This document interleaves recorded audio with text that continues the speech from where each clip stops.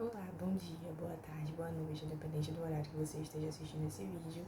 Meu nome é Ana Lívia de Andrade, eu sou graduanda de Psicologia pela Universidade Federal do Maranhão.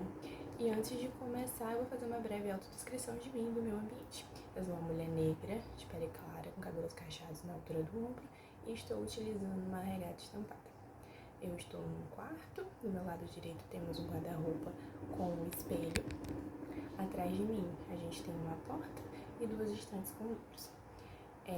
Queria reforçar aqui que é um prazer estar aqui, podendo compartilhar um pouco do meu trabalho, que ele vai estar abordando questões de saúde mental durante a gestação em mulheres com transtorno do neurodesenvolvimento. Eu queria começar introduzindo que a gestação é um período marcado por transformações hormonais, físicas e do papel social da mulher ali dentro do universo que a gente vive. E essas transformações, elas podem estar afetando de forma muito significativa a saúde mental das mulheres.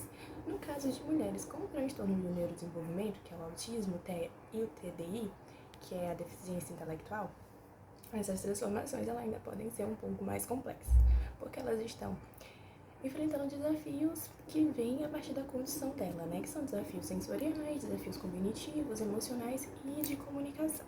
E esses desafios, eles potencialmente vão estar aumentando a vulnerabilidade delas ao sofrimento mental. Apesar disso, sendo uma questão muito importante para a sociedade, nós temos uma produção científica muito restrita a respeito dessa temática, né? O que está gerando muitas lacunas sobre o cuidado pré-natal e nas políticas públicas direcionadas a essa demanda social. Entendendo esse contexto, esse trabalho que eu fiz, ele objetivou analisar as evidências científicas recentes, né, publicadas entre 2019 e 2025, sobre como a gravidez impacta a saúde mental de mulheres adultas com transtornos do neurodesenvolvimento e quais são os tipos de sofrimento psicológicos que aparecem com mais frequência. Fazendo uma breve descrição da metodologia, eu realizei uma revisão de literatura em 3 bases de dados, CAPS Periódicos, PubMed e o PsycInfo. Os descritores que eu utilizei, eles contemplaram 3 grandes eixos, né? O primeiro eixo de gestação, o segundo eixo de transtorno do neurodesenvolvimento e o terceiro eixo referente à saúde mental. Eu incluí tanto estudos como português e inglês. Os termos de exclusão foram aqueles estudos que estavam focando apenas em fetos, recém-nascidos e em crianças. Quando eu joguei a query de busca nas 3 bases de dados, resultou em um total de 73 estudos. Após a primeira triagem de títulos e resumos, ficamos com 15 artigos. Após a segunda triagem, que é a leitura completa, tivemos 8 estudos que estão compondo essa revisão de literatura.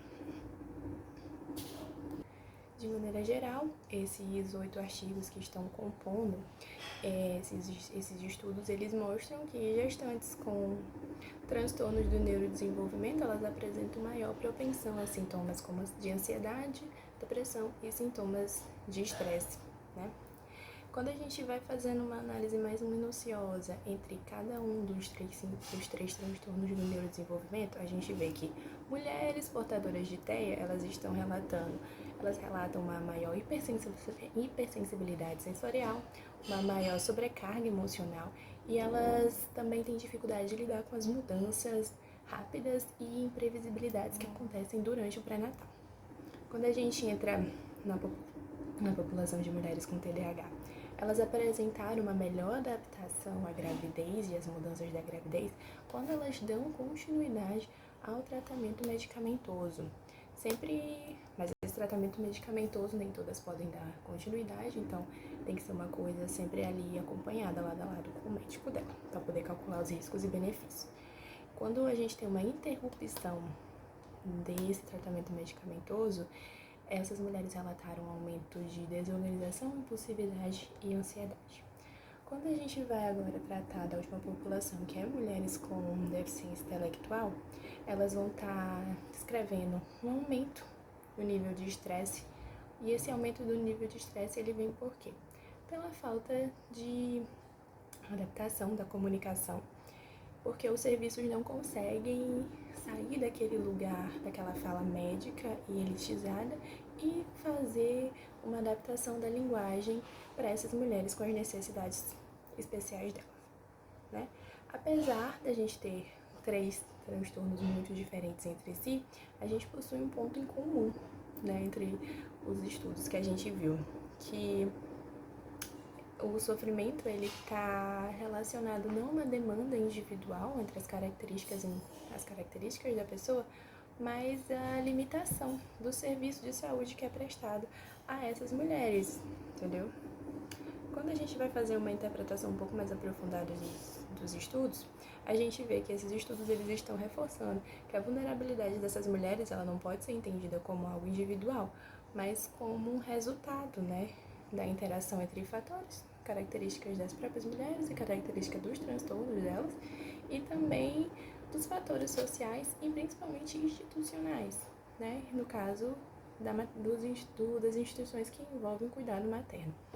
Porque muitos desses serviços de maternidades ele ainda não estão preparados para atender mulheres neurodivergentes, seja pela falta da formação das equipes, seja pela comunicação pouco acessível, como eu já pontuei antes, e por também serem ambientes sensorialmente muito estimulantes e sendo muito difícil de mulheres, principalmente mulheres autistas, lidarem com essa alta informação de estímulos que tem.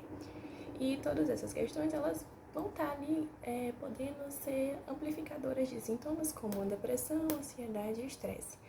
Ao mesmo tempo que esses estudos, eles também demonstram um lado positivo, que quando esse ambiente ele é sim preparado, ele é sim adaptado e ele tem um maior cuidado por parte da equipe, há uma melhora muito significativa das mulheres grávidas neurodivergentes em lidar com as mudanças da gravidez. Assim como qualquer outro estudo, essa revisão ela tem as suas limitações. Essas limitações se dá principalmente pelo número pequeno de estudos, né? Como dito, foram apenas 8 estudos que compuseram essa revisão de literatura e muitos deles têm amostras muito reduzidas, foram pouquíssimas mulheres que estavam participando deles e as metodologias elas foram muito diversas, foram estudos incluídos de revisão de literatura, estudos qualitativos e estudos quantitativos. E é isso. E para finalizar, a gente pode pensar que a revisão ela vai estar indicando que mulheres com transtornos de neurodesenvolvimento elas estão em um aspecto da sociedade mais vulnerável ao sofrimento mental, sobretudo quando a gente pontua questões relacionadas à ansiedade e à depressão. E essa vulnerabilidade, ela pode ser reduzida. Então, assim, temos uma problemática, mas também temos uma possibilidade de redução. A partir do momento que a gente vai estar incluindo a prática de cuidado inclusiva, como a formação profissional adequada e a criação de políticas públicas que considerem a neurodiversidade. Porque a gente aprofundar nesse campo, a gente atender essas demandas, é essencial para a gente estar promovendo uma maternidade mais segura, acolhedora e respeitosa. Então é isso, né? Eu agradeço a atenção das pessoas que se propuseram assistir esses minutinhos de vídeo e eu fico aqui à disposição para poder tirar algumas dúvidas a respeito desses estudos e também compartilhar os dados que compuseram essa revisão. Tchau, tchau. Muito obrigada pela oportunidade.